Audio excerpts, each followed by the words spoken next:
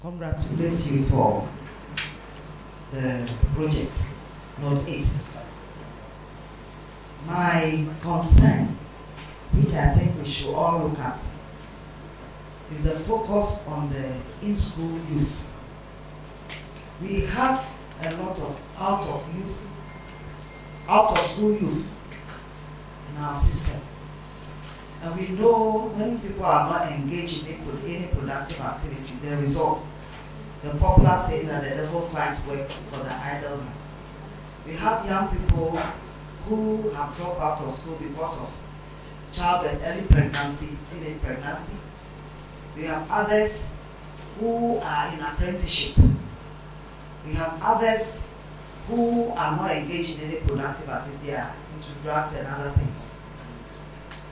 How is the project going to rope in all this? Because they are also a very important segment of our society. If we leave them behind, like our popular mantra for the nation, leave no one behind. If we leave them behind, we may have something to contend with in future. Is there an opportunity, that is to Note 8, and even all of us, if there's any program in that direction, to rope in all these people, the young out of school people, to make sure that they are also covered or they are also engaged, to bring out their self-esteem, to get them engaged in productive activities rather than waywardness. Thank you very much. With Mami's question, so the project targets both the formal and the informal sector. So of course, young people outside the formal sector are also going to be engaged. That's why we mentioned the mental health outreaches, reproductive health. And Note 8 also mentions some employment opportunities, some skills training that is going to go on. So of course, these other young people outside the formal sector is going to be engaged in. And you know, you need a healthy mind to do something very healthy, to make healthy decisions. So one thing we've realized is that in Ho here, when it comes to drug abuse, it's on the increase. Teenage pregnancy is on the increase. HIV/AIDS is on the increase. So the various activities is like a channel of development, a channel of sustainable development, which the young people are going to go through that cycle. So at the end of the day, you see them well informed, assertive, making healthy decisions. So it's for everyone, the young people within the age bracket, it's for everyone. And we ensure that both the formal and informal sector are prioritized. Thank you. Mr. Wahabu, as you try to consciously bring the youth on board, will it be possible if you are having your General Assembly meeting? They are there. You send them an invitation if they can come and make a presentation so that you capture those things in your medium-term plan. Because let us not forget that whatever you are doing over there is for them. If you don't bring them on board, you bring the old people who will think for them. At the end of the day, their problem may not be addressed by the old people unless they themselves give you the solution. Thank you. Getting the young to participate in decisions that affect their lives. We have adopted the 4-year cycle of planning. So the current development plan we are implementing spans from 2022 to 2025. So we have the opportunity for a midterm review. But let me take you a little bit to the planning process and how community needs get into the development plan of the assembly. Normally, the second stage after the review of the performance of the previous plan is to do community needs assessment. This community needs assessment, we will normally visit at least 2/3 of the communities making up the municipality. So for the urban neighborhoods, we divide it into electoral areas. But the last time we were doing the consultations, we realized that we tasked the assembly members to organize do the organization and mobilize the people for the engagement, for the needs assessments. Then we realized that you come to a forum and it's traditional authorities, the elders, opinion leaders, without any representation of the youth. We believe that this project creates that opportunity that we can nurture people or individuals who have that interest to be able to advocate for the youth. We do not build their knowledge and capacity. When we send them there, they will not go and serve our purpose. So, first off, we want to give them that opportunity to grow, to learn what it takes to make those inputs, to make those activisms, so that when they get there, they can properly champion the cause of the youth.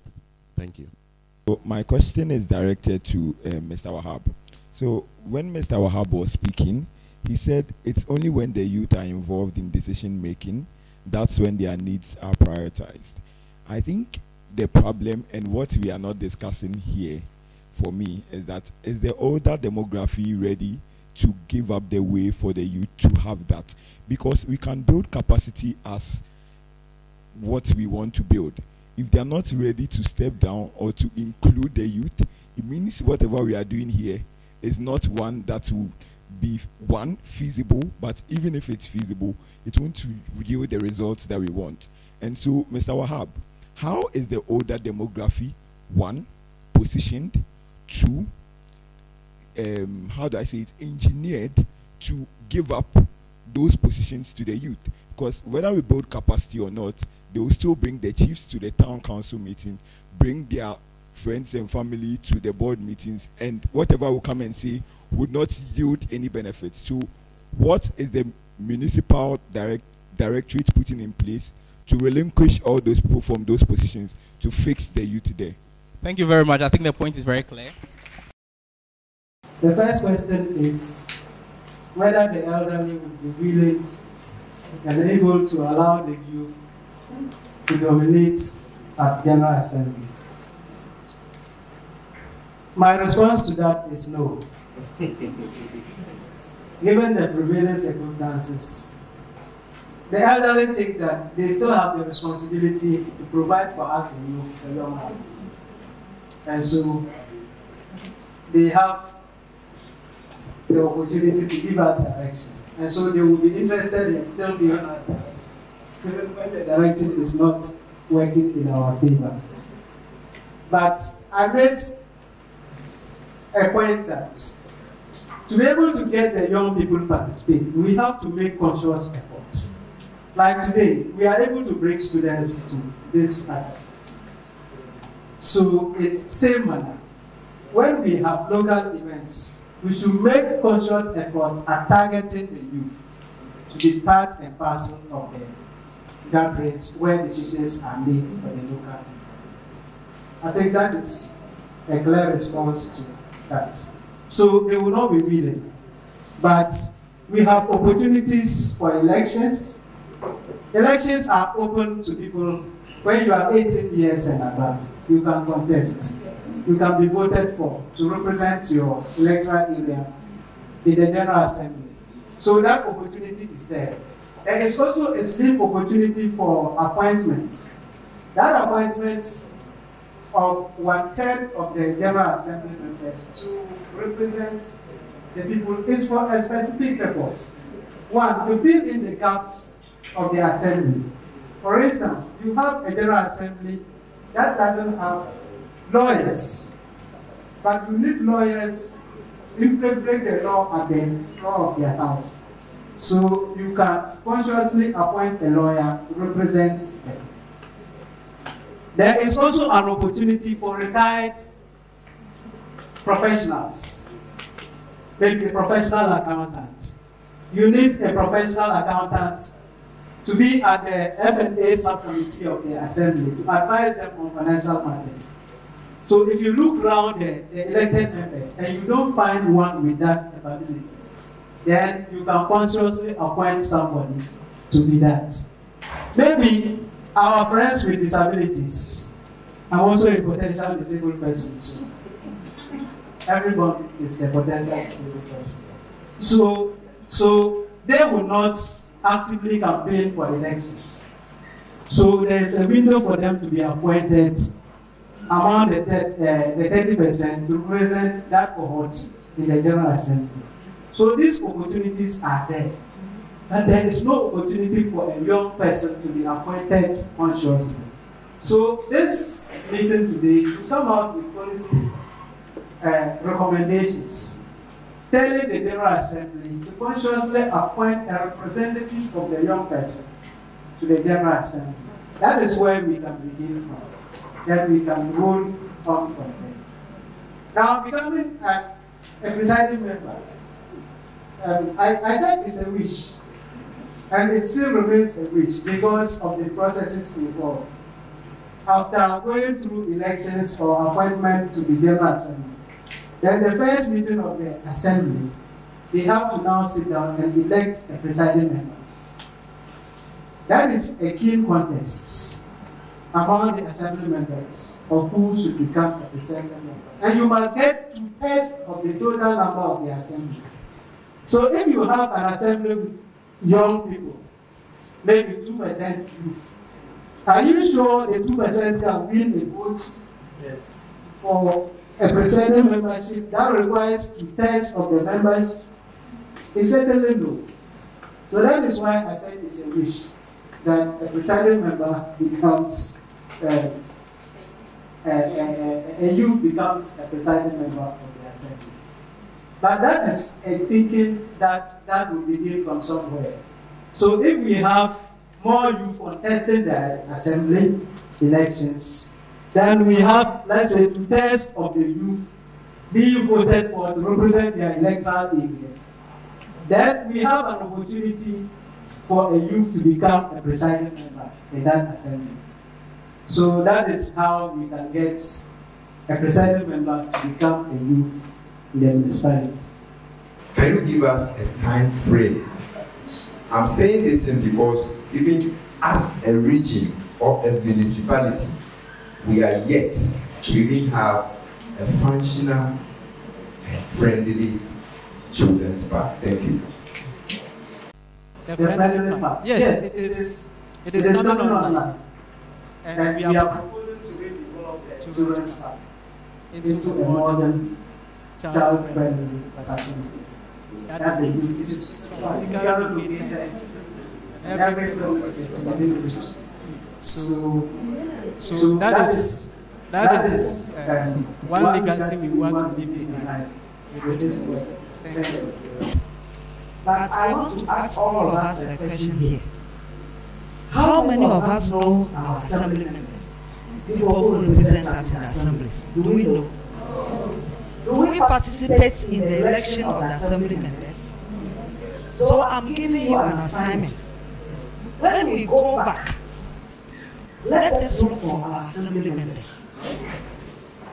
The law that promotes local governance, and I want you to write it down, is Local Governance Act of 2016, Act 936. Spells out what is done in local governance, and I think that as young people, we should know what is in that act. It expects that all of us will know who are representing us in our assemblies, and before they go to assembly meetings, they hold meetings with us to take our views and present them at the assemblies. In the same way, when they come back from the assembly meetings, they are expected to organize and meet all of us and share with us whatever deliberations and decisions that have been made at the assembly meetings. I think that as young people, we should also be very inquisitive to know what is happening around us. We should read a lot and ask a lot of questions. I think that with this information at the back of our minds, we begin to be very, very active in the local governance and also make inputs into things that concern us. I think with the development of this interest, some of us will be ready to go to the assemblies, be elected as assembly members, and then we move on to presiding member. You can't be a presiding member when you are not, first of all, have not experienced the assembly membership. So this is an advice to all of us. I'm leaving. That is why I just want to leave this with you. Let us be very inquisitive. Thank you very much. Thank you. What I want to say, especially to young people, I want to speak from my personal view because I'm a young person. Most of us young people are not inquisitive enough. We have our focus on other areas, and the critical focus we need to have as young people is missing. Me, I always have a policy, and I share it with people. If government will not come to me, I will go to government. And it requires consistent efforts. I remember when we were trying to engage municipal assembly at the first time, we were not getting it. And every day I would write letters. When the letters weren't working, I had to use radio programs, print media, and other engagement to attract the assembly. And at the end of the day, it worked. There are so many engagements like the budget hearing, their community engagement that they have that they call on us. And when we go and we are representing the youth, we make input. So when you look at the annual action plans, the medium-term development plan of of the assembly, we have captured some initiative and some priority areas the assembly needs to prioritize. Many of us don't know because we are not engaged in it. So it requires our active participation. We have the National Youth Authority. They have an open door policy for young people. You can go in there, seek information. How can you engage them? If you want to organize programs, National Youth Authority is there. Whatever way they can support you to get it done, they will help you. So we have, let me say, youth today, we have a lot of opportunities, but we want the easy way out. We want the very comfortable ones, but before you get there, it's very uncomfortable. Are you ready to go through the uncomfortable situation to get to that level of comfort? So if we are pulling government, let's pull ourselves because it requires the needed work. It requires skills. Do you have the needed skills? Do you have the needed requirements to ensure that you are engaging young people? Because young people, let me say, we don't have a united voice. If you check, we don't have a united voice. So excuse me to say, political parties, when they want to influence certain engagement, they use young people because we are not united. So if we become united and we have one voice, I don't think some of our priority areas will not be looked at. So it behoves on us as young people to ensure that their work is done. Too much entitlement is not going to help us. We must collaborate. We must come together like the way we are doing today. You see young people having organizations and they are engaging state institutions. This is how best to be done. So please, it requires all of us to get it done. So sustainable development is not for government alone. Governments are not doing it alone. That's why we have civil society organizations, we have NGOs around, we have private businesses around. So it's behoves on us to rally upon all these opportunities to ensure that at the end of the day, we all enjoy the national cake. Thank you. I really want to answer the calendar questions, but I think we should get closer to them after the panel because we have a lot of activities. So that I explain it to them during the hackathon session. So on that note, I want to thank all of you for your questions. And I want to thank the panelists for taking time to explain what your projects are about, what and as well as what you should see or the outcomes you should expect at the end of the project. We'll move to the next session where we'll do the hackathon. I think there's a coffee break where we'll do the hackathon and get all your input. So all the questions you have, all the ideas you have on how things should be done to support young people, please keep all those ideas down. When we start the hackathon, you will share. Thank you very much. Please give it up for them, the consortium members.